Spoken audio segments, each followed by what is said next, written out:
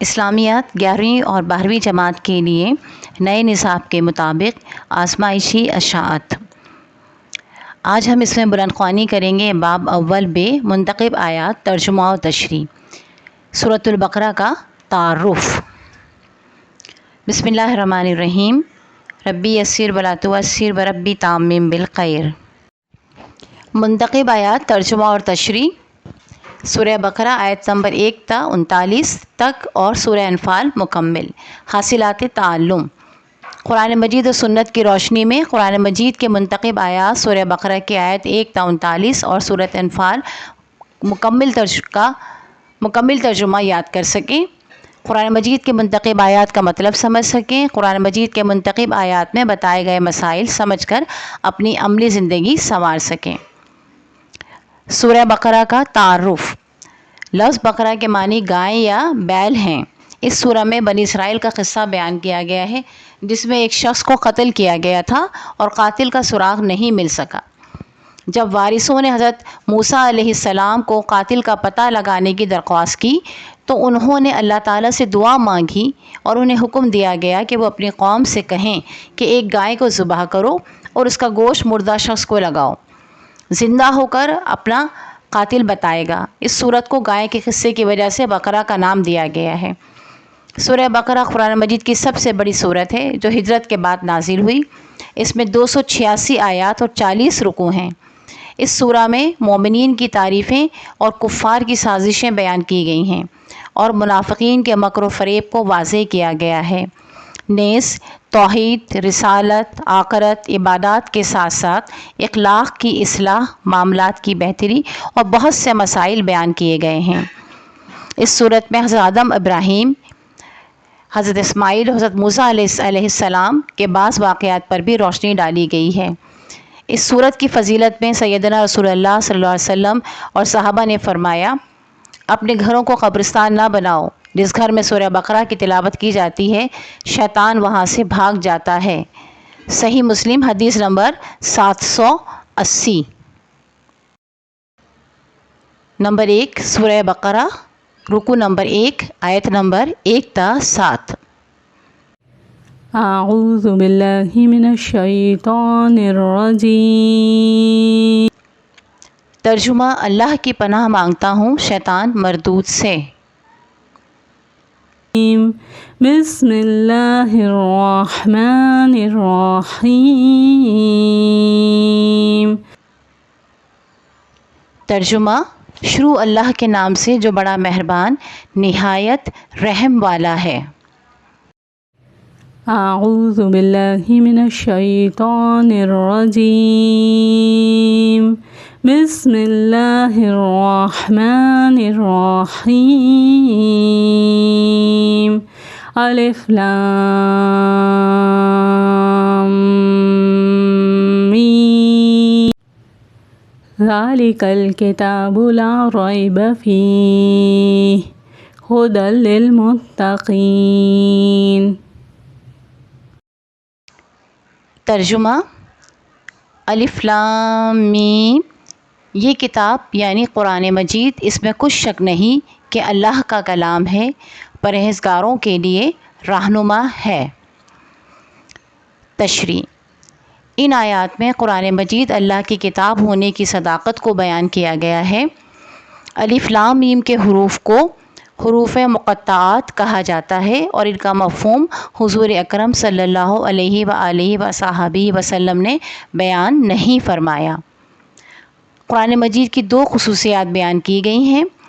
ایک یہ کہ یہ ہر قسم کے شکوک و شبہات سے پاک ہے، یعنی اس میں کوئی شک نہیں کہ قرآن اللہ کا سچا کلام ہے، کیونکہ کوئی بھی اس جیسی کتاب یا اس کی کسی صورت جیسی کوئی صورت پیش نہیں کر سکتا۔ دوسری خصوصیت یہ ہے کہ قرآن مجید پرہیزگاروں کے لیے ہدایت ہے، یعنی جو لوگ اپنے آپ کو دنیا میں نافرمانی سے بچاتے ہیں اور دائمی کامیابی چاہتے ہیں، قرآن انہیں ہدایت دیتا ہے۔ آیت نمبر 3، 4 اور 5۔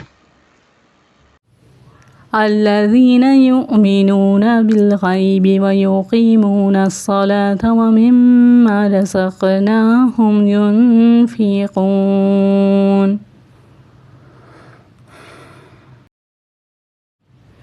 والذين يؤمنون بما أنزل إليك وما أنزل من قبلك وبالآخرة هم يوقنون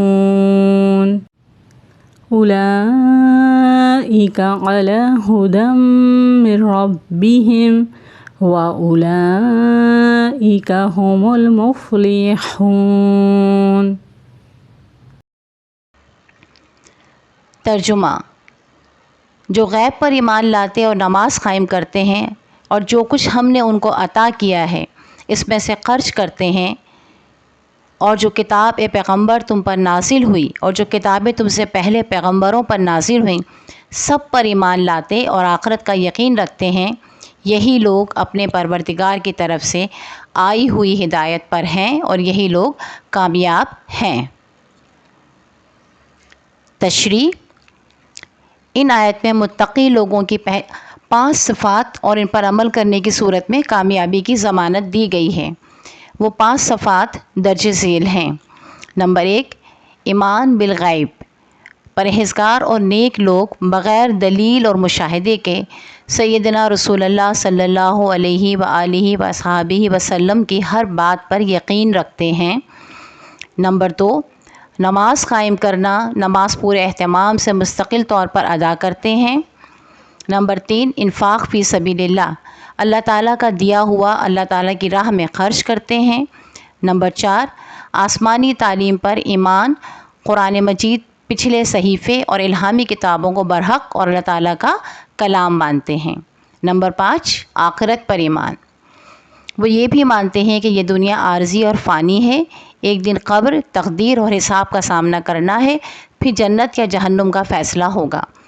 جس شخص میں خوف خدا کے ساتھ یہ 5 خوبیاں ہوں وہ ہدایت یافتہ اور کامیاب سمجھا جائے گا۔ آیت نمبر 6 تا 7۔ إن الذين كفروا سواء عليهم أأنذرتهم أم لم تنذرهم لا يؤمنون ختم الله على قلوبهم وعلى سمعهم وعلى أبصارهم غشاوة ولهم عذاب عظيم۔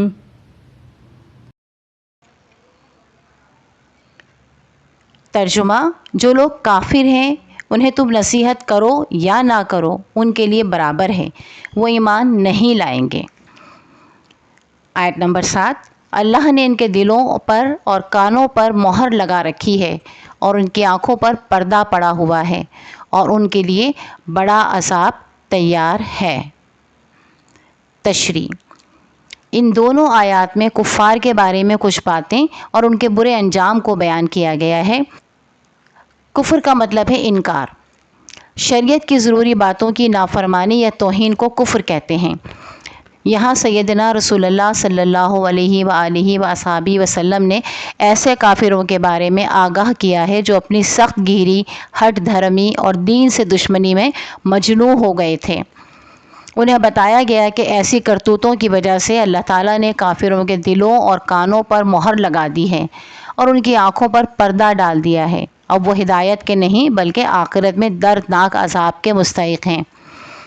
آپ انہیں خیر خواہی کے ساتھ دین کی دعوت دیں یا نہ دیں، دونوں باتیں برابر ہیں، وہ سیدھے راستے پر نہیں آئیں گے۔ مشق: الف، درج ذیل سوالات کے تفصیلی جوابات لکھیے۔ نمبر 1، درج ذیل آیات میں سے کسی بھی ایک آیت کا ترجمہ و تشریح لکھیں۔ الف، الذين يؤمنون بالغيب ويقيمون الصلاة ومما رزقناهم ينفقون۔ ب، إن الذين كفروا سواء عليهم أأنذرتهم أم لم تنذرهم لا يؤمنون۔ بے درج ذیل سوالات کے مختصر جوابات لکھیے۔ نمبر 1 سورہ بقرہ کا مختصر تعارف بیان کریں۔